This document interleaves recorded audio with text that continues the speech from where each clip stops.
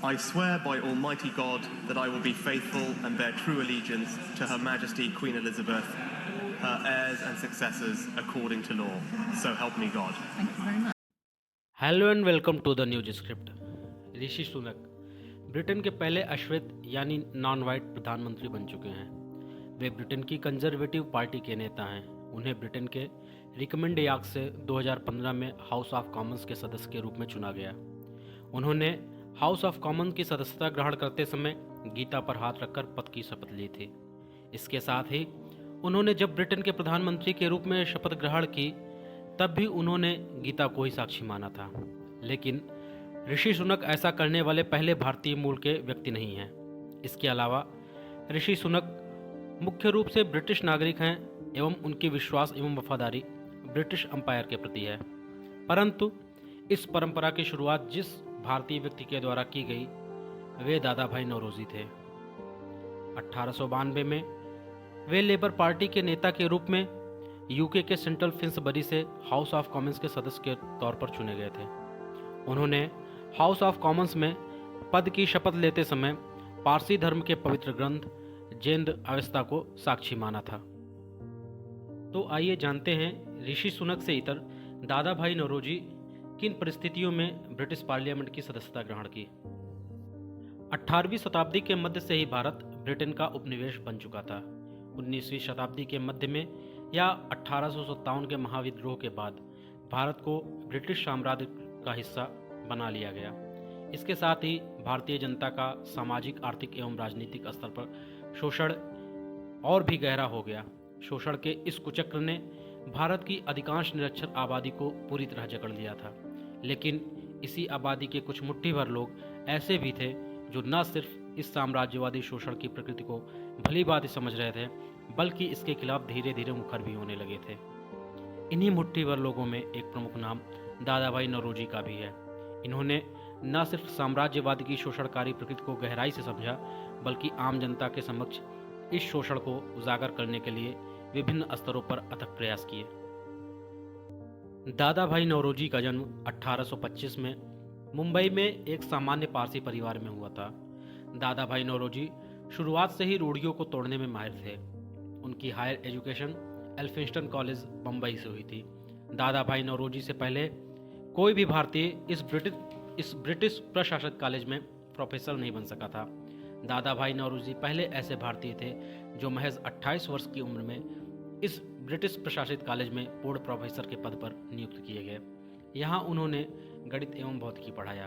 दादा भाई नौरोजी अपने अध्यापन कार्य से पूर्णतः संतुष्ट नहीं थे। उन्होंने व्यापारिक कंपनी कामा एंड कंपनी के पार्टनर के रूप में ब्रिटेन में कारोबार शुरू किया।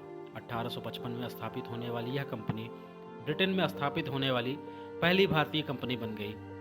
यहाँ पर भी दादा भाई नौरोजी ने रूढ़िवादिता की एक परत तोड़ गिराया। लेकिन दादा भाई नौरोजी कंपनी की अनैतिक गतिविधियों से संतुष्ट नहीं थे। इसीलिए उन्होंने इस कंपनी से अलग होकर 1859 में खुद की कपास ट्रेडिंग फर्म बनाया। 1860 के दशक की शुरुआत से ही दादा भाई नौरोजी ने सक्रिय रूप से भारतीयों के उत्थान के लिए काम करना शुरू किया। वे भारत में ब्रिटिशों के प्रवासी शासनावधि के सख्त खिलाफ थे। दादा भाई अर्थशास्त्र के अच्छे जानकार थे। द ड्रेन थ्योरी, जिसे धन का बहिर्गमन सिद्धांत कहते हैं, को दादा भाई नौरोजी द्वारा ही प्रस्तुत किया गया था। इस सिद्धांत के माध्यम से दादा भाई नौरोजी ने अंग्रेजी शासन द्वारा भारत से धन की लूट को उजागर किया। उन्होंने लंदन में ईस्ट इंडियन एसोसिएशन की स्थापना भी की। इस संघ की स्थापना का मुख्य उद्देश्य ब्रिटेन की जनता को भारत के लोगों की समस्या से अवगत करवाना था। बताते चलें कि दादा भाई नौरोजी के ब्रिटेन में राजनीतिक सफर की शुरुआत भी काफ़ी दिलचस्प रही। उन्होंने लेबर पार्टी के उम्मीदवार के तौर पर लंदन के होलबॉर्न सीट से अपना पहला चुनाव लड़ा, लेकिन उन्हें इस चुनाव में हार का सामना करना पड़ा। इस हार पर ब्रिटेन की कंजर्वेटिव पार्टी के प्रधानमंत्री लॉर्ड सैलिसबरी ने कहा कि एक अंग्रेजी कॉन्स्टिट्यूएंसी एक अश्वेत को चुनने के लिए अभी तैयार नहीं है। लेकिन जल्द ही ब्रिटिश प्रधानमंत्री की यह भविष्यवाणी गलत साबित हुई। 1892 में लंदन में सेंट्रल फिन्सबरी सीट पर दादा भाई नौरोजी लेबर पार्टी की टिकट पर हाउस ऑफ कॉमन्स के सदस्य के रूप में निर्वाचित किए गए। हालांकि यह जीत महज 5 वोट के मामूली अंतर से ही दर्ज की गई थी।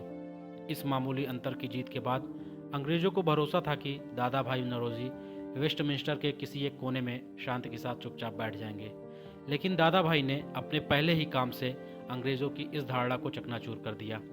उन्होंने बाइबिल के बजाय पारसी धर्म के पवित्र ग्रंथ खारदेह अवेस्ता को साक्षी मान पद की शपथ ग्रहण की।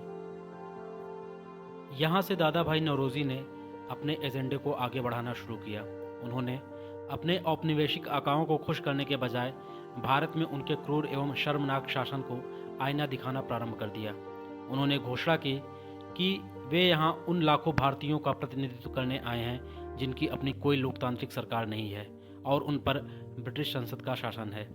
वर्षों से दादा भाई नौरोजी ब्रिटिश शासन के तहत भारत में बढ़ती आर्थिक बदहाली के प्रति अपनी निराशा व्यक्त कर रहे थे। 1901 में उन्होंने poverty and un British rule in India नामक अपनी एक पुस्तक में धन की निकासी की धारणा पर प्रकाश डाला। इसके अलावा दादा भाई नौरोजी ने कई और ऐसे महत्वपूर्ण कदम उठाए जो आगे आने वाले समय में भारत के स्वतंत्रता संघर्ष से भारत को आज़ादी दिलाने तक में महत्वपूर्ण भूमिका निभाने वाले थे। बताते चले कि 1885 में भारतीय राष्ट्रीय कांग्रेस की स्थापना मुंबई में हुई। A.O. ह्यूम, दिनिशा वाचा आदि के साथ साथ दादा भाई नौरोजी कांग्रेस के संस्थापक सदस्य रहे। दादा भाई नौरोजी ने न सिर्फ कांग्रेस की स्थापना में महत्वपूर्ण भूमिका निभाई, बल्कि इसके विकास के शुरुआती चरण के दौरान आने वाली कठिनाइयों से निपटने तथा इसे आगे बढ़ाने में भी अहम भूमिका निभाई। दादा भाई नौरोजी 1886, 1893 एवं 1906 में 3 बार कांग्रेस के अध्यक्ष रहे। 1886 में कांग्रेस के दूसरे ही अधिवेशन की दादा भाई नौरोजी ने अध्यक्षता की। इसी अधिवेशन के दौरान इंडियन नेशनल कांग्रेस में इंडियन एसोसिएशन का विलय हुआ। यह एसोसिएशन इंडियन नेशनल कांग्रेस से पहले स्थापित होने वाला पहला अखिल भारतीय संघ था। ऐसे में इस संघ के कांग्रेस के दूसरे अधिवेशन में ही विलय होने से कांग्रेस की आधारित स्थिति को बहुत बड़ी मजबूती मिली। इसके साथ ही कांग्रेस का यह विस्तार दादा भाई नौरोजी की अध्यक्षता की एक बड़ी उपलब्धि थी। दादा भाई नौरोजी भारतीयों के राजनीतिक अधिकारों के लिए संघर्ष के संवैधानिक रास्ते को अपनाने के समर्थक थे। उनके इस सिद्धांत ने कांग्रेस को इसके विकास के शुरुआती चरण में काफ़ी संरक्षण प्रदान किया।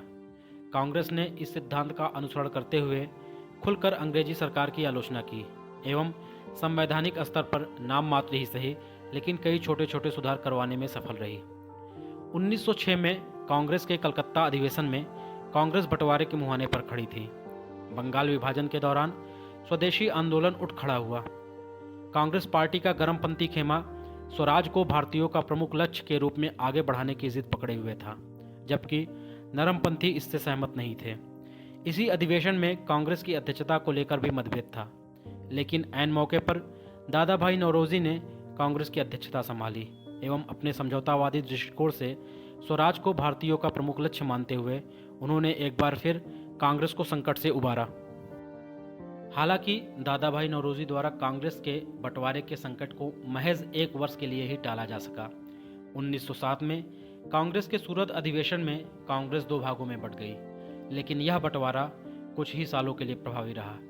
1916 के लखनऊ अधिवेशन में कांग्रेस एक बार फिर पुनर्संगठित हो गई। कुछ मामले में कुछ इतिहासकारों की आलोचना को एक तरफ रखें तो दादा भाई नौरोजी वास्तव में grand old man of India थे। उन्होंने भारतीयों एवं भारतीय हितों की लड़ाई को एक महत्वपूर्ण दिशा प्रदान की।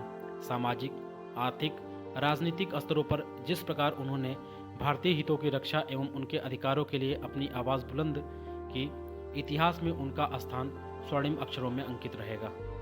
फिलहाल मैं आप लोगों से जानना चाहूँगा कि क्या ऋषि सुनक अगले grand young man of India बन सकते हैं, जिस प्रकार Dadabhai Naoroji grand old man of India की उपाधि धारण किए थे।